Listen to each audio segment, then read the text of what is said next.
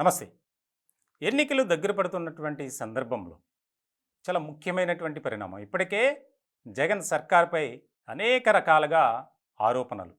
ఇటువంటి నేపథ్యంలో తాజాగా ఆరోగ్యశ్రీకి సంబంధించినటువంటి నెట్వర్క్ హాస్పిటల్స్ అసోసియేషన్ ఏదైతే ఉందో, వారు ప్రభుత్వానికి ఒక నోటీస్ పంపించారు. దాదాపు 1,200,00,00,000 పెండింగ్ ఉంది. దీనికి సంబంధించి త్వరితగతిన మీరు క్లియర్ చేయాలి. లేదంటే మేము ఆరోగ్యశ్రీ సేవలను బంద్ చేస్తున్నాం అని చెప్పి. చాలా ముఖ్యమైనటువంటి అంశంగా ఇది మారింది. డెడ్లైన్ పెట్టారు. ఈ డేట్ లోపు చెల్లించకపోతే మేము మాత్రం ఆరోగ్యశ్రీ సేవలను పూర్తి స్థాయిలో నిలిపివేస్తాం.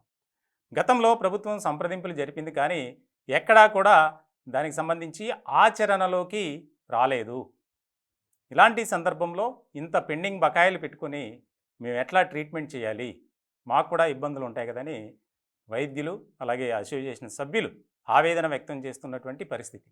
మరి ఇలాంటి సందర్భంలో ముఖ్యమంత్రిగా జగన్మోహన్ రెడ్డి గారు ఎలాంటి నిర్ణయం తీసుకుంటారు అనేది చాలా ఆసక్తికరంగా మారినటువంటి అంశం.